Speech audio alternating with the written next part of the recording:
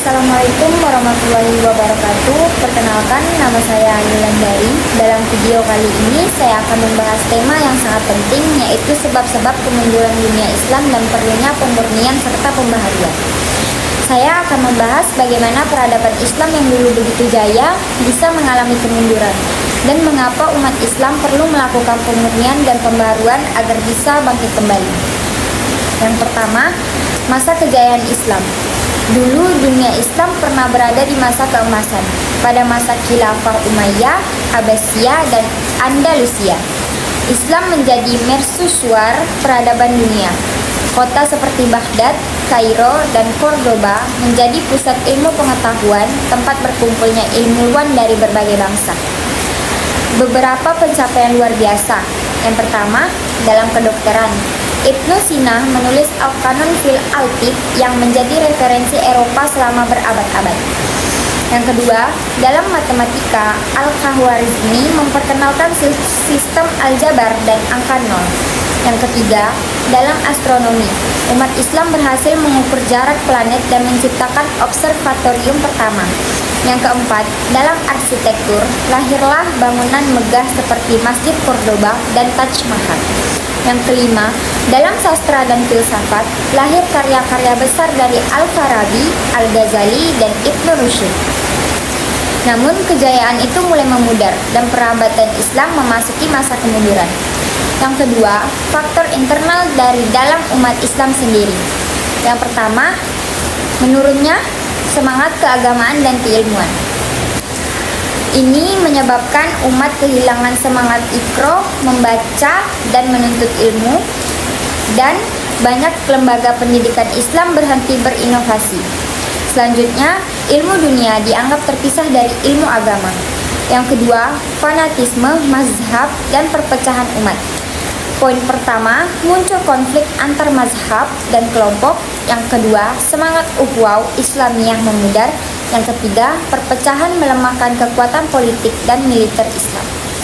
Yang ketiga, penyimpangan dari ajaran Islam yang murni. Poin pertama, banyak praktik keagamaan yang dipengaruhi kepercayaan lokal, tahayul, dan bid'ah. Kedua, spirit tauhid melemah digantikan dengan kepercayaan mistik.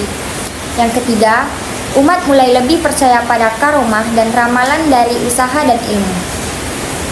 Keempat, kelemahan politik dan pemerintahan. Poin pertama, kepemimpinan bergeser dari sistem syura menjadi monarki turun-temurun. Yang kedua, banyak khalifah hidup mewah, melupakan tanggung jawab terhadap rakyat. Yang ketiga, perebutan kekuasaan menyebabkan perang saudara antar wilayah Islam. Yang kelima, kemunduran dalam pendidikan dan teknologi.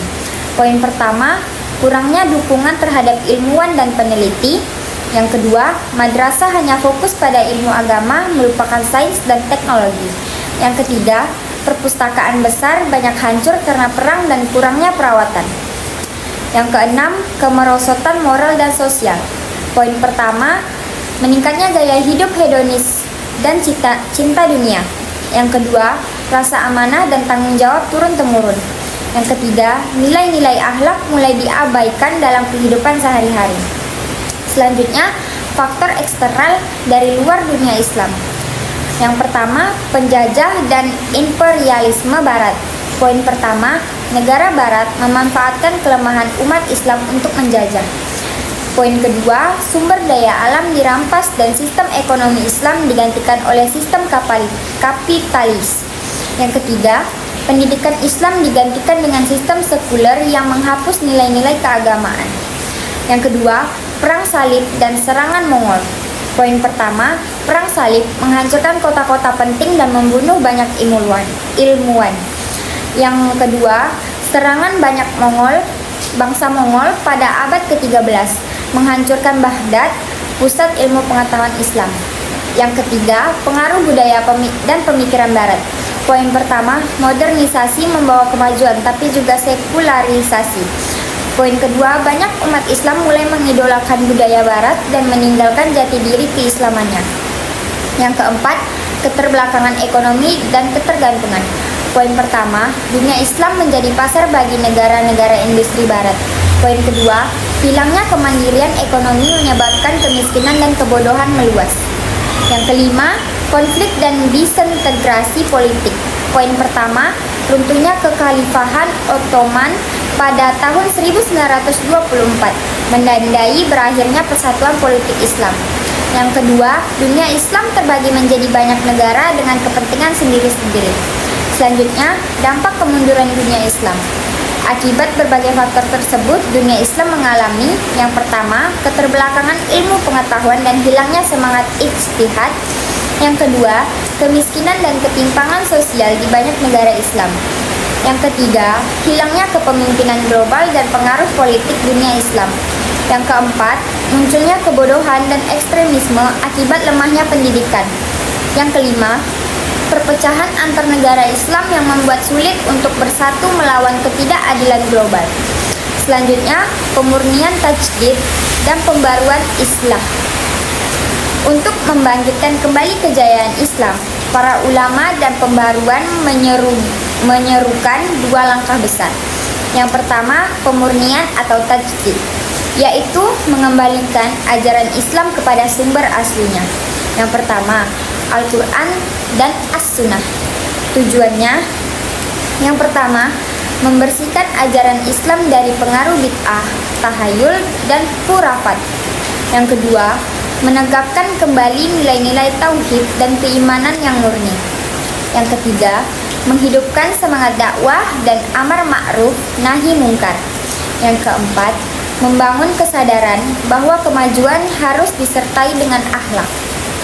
Yang kedua, ada pembaruan atau islah. Islah berarti memperbarui cara berpikir dan sistem kehidupan umat agar sesuai dengan perkembangan zaman. Ada langkah-langkahnya. Langkah-langkahnya yang pertama, membangun sistem pendidikan Islam yang modern namun tetap religius. Yang kedua, menggabungkan ilmu agama dan ilmu dunia. Yang ketiga, menguatkan ekonomi umat melalui zakat, wakaf produktif, dan kewirausahaan syariah.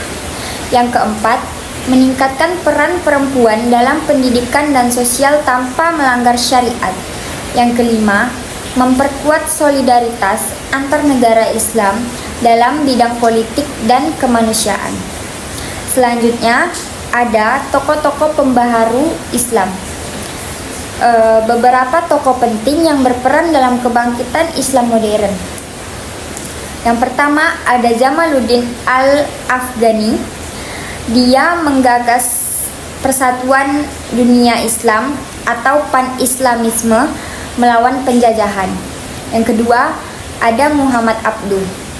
Dia menghidupkan pendidikan rasional dan reformasi keagamaan di Mesir. Yang ketiga, ada Rashid Ridha. Dia melanjutkan perjuangan Abduh dan menyebarkan gagasan reformasi Islam lewat media. Yang keempat, ada Muhammad bin Abdul Wahab. Dia memurnikan akidah dari penyimpangan dan menyeru kembali pada tauhid. Yang kelima, ada Syekh Ahmad Khan. Dia memajukan pendidikan modern umat Islam India. Yang keenam, ada Hasan al-Banna dan Syed Qutb. Dia melalui Ikhwanul Muslimin menghidupkan kembali kesadaran sosial dan politik Islam.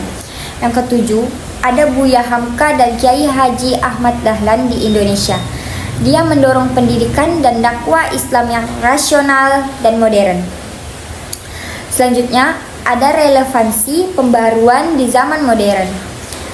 Di era globalisasi dan teknologi digital, semangat pembaruan Islam tetap relevan. Yang pertama, umat Islam perlu menguasai teknologi dan informasi untuk berdakwah dan berinovasi. Yang kedua, menyaring pengaruh budaya asing agar tidak bertentangan dengan nilai Islam. Yang ketiga, menumbuhkan semangat fastabiqul khairat, berlomba dalam kebaikan. Yang keempat, membangun generasi muda yang cerdas, beriman, dan produktif. Yang kelima, menghidupkan kembali semangat ijtihad agar Islam tetap menjadi rahmat bagi seluruh alam. Sekian dari saya. Kemunduran dunia Islam bukan akhir dari segalanya. Justru dari kemunduran itulah kita belajar untuk bangkit.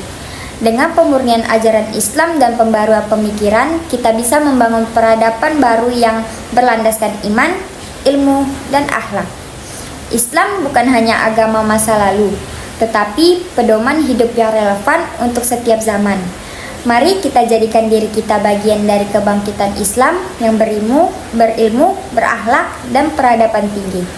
Sekian dari saya. Wassalamualaikum warahmatullahi wabarakatuh.